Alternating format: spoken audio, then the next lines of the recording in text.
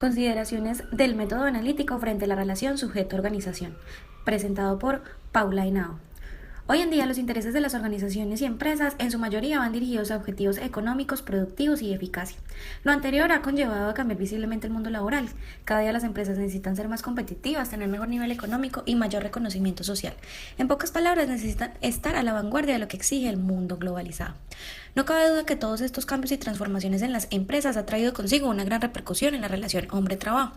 Frente a esto, Marcos, Almenia y Kornfield mencionan que en el marco del conjunto de transformaciones macroeconómicas mencionadas, se plantean nuevas condiciones de trabajo y nuevos riesgos para la salud de los trabajadores, ya que la necesidad de responder a estas demandas y al ser cada día más competitivos, los trabajadores están en una situación de vulnerabilidad, que en muchos casos favorece la adopción de comportamientos de sumisión, pasividad y resignación. Esto trae consigo diferentes signos notables de malestar subjetivo en el trabajo, que se traducen en términos organizacionales como en psicopatología del trabajo.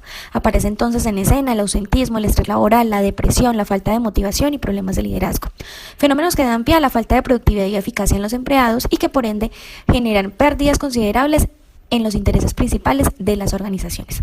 Teniendo en cuenta estas problemáticas en las empresas y sobre todo en la fragmentación que esto logra tener en la subjetividad de los individuos, hoy en día existe la necesidad de encontrar nuevas perspectivas y nuevas respuestas a este tipo de problemáticas. Básicamente miradas que se enfoquen desde la subjetividad, que permitan abordar de una manera diferente el malestar del sujeto en relación con su trabajo. Es así que los diferentes aportes que se pueden gestar desde el método analítico frente a las problemáticas relacionadas al trabajo se vuelven de vital importancia como una forma de problematizar y analizar una forma diferente de las relaciones del sujeto y del trabajo. Es aquí en donde los diferentes aportes que se puedan gestar desde el método analítico cobran gran importancia, siendo esta una forma de problematizar y analizar de forma distinta las relaciones del sujeto, el trabajo y las organizaciones, ya que aporta una perspectiva distinta alejada de una visión instrumental y capitalista que algunas disciplinas administrativas o económicas proponen.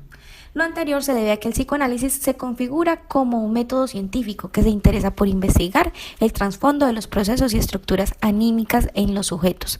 En palabras del Opera de 2011, este método se caracteriza por un análisis profundo del discurso, el cual se realiza por medio de la contrastación de la teoría psicoanalítica a partir de la escucha, análisis e interpretación de las formaciones del inconsciente. Según Orejuela 2012, este método podría aportar a lo subjetivo del trabajo y del sufrimiento humano derivado de las condiciones actuales del trabajo que en este momento se están viviendo. Podría entonces aportar una visión distinta de toda esta psicopatología del trabajo, más centrada desde lo subjetivo y sobre todo el poder transformador que sugiere el lenguaje y sobre todo la responsabilización en los escenarios laborales. No obstante, para entender el método analítico y su aplicación en los escenarios laborales es necesario entender el precepto fundamental de que el hombre es un animal verbal.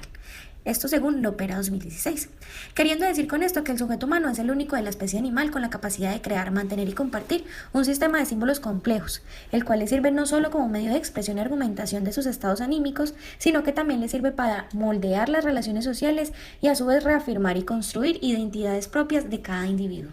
En este sentido, el lenguaje no solamente se convierte en un elemento importante para la comunicación, el lenguaje por su parte comporta una función muchísimo más vital, ya que a su vez se convierte en esencia de aquello que llamamos condición humana, en la medida en que podríamos pensar que el lenguaje es uno de los elementos fundamentales a la hora de diferenciarnos del reino animal.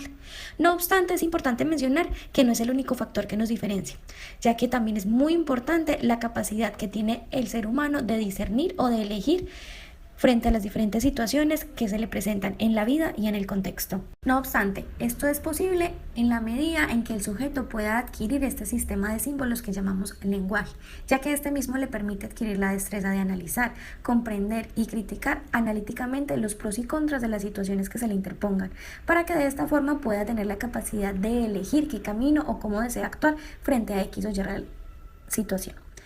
En palabras de Ramírez, el sujeto no solamente se limita a una capacidad de respuesta fáctica o espontánea sometida a leyes de causa y efecto, ni mucho menos al desentendimiento de consecuencias o daños colaterales de los actos. Por el contrario, el sujeto tiene la posibilidad no solo de reconocer las consecuencias de lo que hace, sino también la capacidad de analizar y reflexionar sobre la posición que decidió asumir frente a determinada situación. Por ende, el ser humano siempre tendrá la capacidad de elegir cómo responder, y es allí donde radica su libertad, de optar cómo desea vivir. Cada quien está donde desea estar, donde quiere estar. Nadie es obligado a permanecer en una posición donde no quiere permanecer. Frente a esto, Ramírez 2012 plantea que la pérdida absoluta de esta libertad y de la responsabilidad implicaría entonces el desvanecimiento total del sujeto y de la conciencia. Solo queda entonces a merced de las circunstancias. Es por eso que se resalta la importancia de la responsabilización dentro del marco de la teoría o el método analítico. Ramírez a su vez menciona que los seres humanos tienen tres formas de posicionarse ante la vida. La primera de ellas, subsistiendo y asumiendo una posición conformista.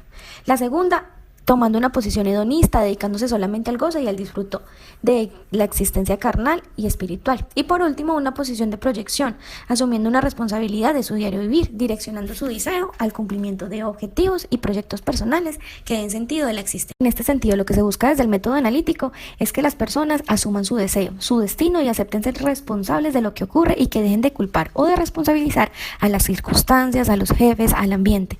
Esto según Ramírez 2012. Esta responsabilización solamente será posible a través de la vía discursiva y el análisis de los sentidos compartidos en el sujeto. Con todo lo anterior es posible resaltar dos elementos muy importantes para la aplicación del método analítico. Uno de ellos es el lenguaje y su poder transformador, y el segundo, la responsabilización subjetiva del individuo frente al contexto y la vida diaria. Es en este sentido que se puede afirmar que uno de los objetivos del método analítico es contribuir al despliegue del ser humano, entendiendo este como la expresión del sujeto. Según Lopera 2016, le posibilita potencializar, actualizar sus capacidades y destrezas, logrando con ello contribuir a un desarrollo continuo del ser. En este sentido, este despliegue podría definirse como la posibilidad de potencializar y enaltecer sus capacidades por medio de la expresión verbal y la responsabilización subjetiva. Este desarrollo o despliegue del sujeto se podría dar por la vía de la expresión que sugiere el uso del lenguaje.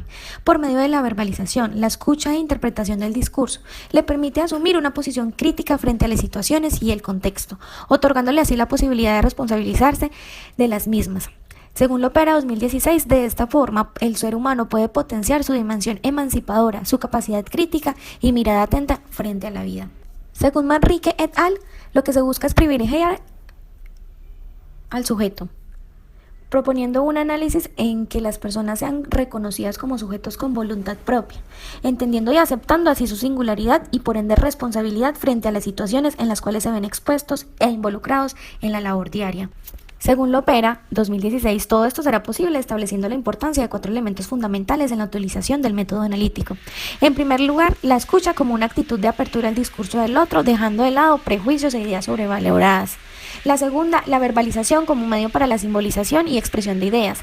La tercera, el análisis y el manejo de la transferencia, entendiéndose este como el marco de la relación sujeto-analítico, posibilitando la formación discursiva y existencial. Y por último, la interpretación, como eje que permite la conjetura de sentido sobre la verbalización del sujeto, posibilitando el análisis del discurso en la mediación de las relaciones sociolaborales. Si se toma en cuenta entonces lo anterior, será posible pensar en que los espacios de diálogo dentro de las organizaciones no solamente puedan permitir el reconocimiento del sujeto dentro de las lógicas organizacionales, haciéndolo arte y parte de las situaciones, sino que además permitirá la construcción de soluciones en conjunto para la resolución de problemas en las organizaciones, facilitando un trabajo sinérgico y en red en todas las áreas que conforman las empresas.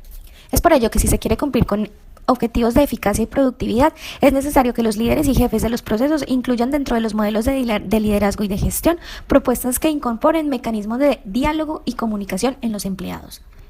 En palabras de Pérez y Lopera, lo anterior conllevaría múltiples beneficios, tales como contribuir a la solución de conflictos y tensiones, esperando de esta manera propiciar condiciones que favorezcan el mejoramiento del desempeño tanto del individuo como de los grupos inmersos en las empresas.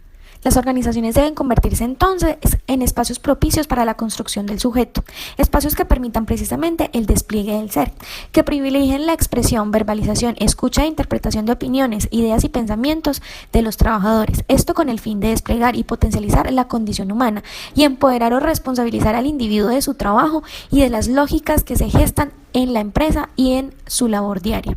Todo ello contribuirá a encontrar un modo privilegiado de vivir, en donde sea posible pensar en las empresas como escenarios que permitan enaltecer las virtudes y capacidades del sujeto y que además de ello procure por el bienestar subjetivo y físico del mismo.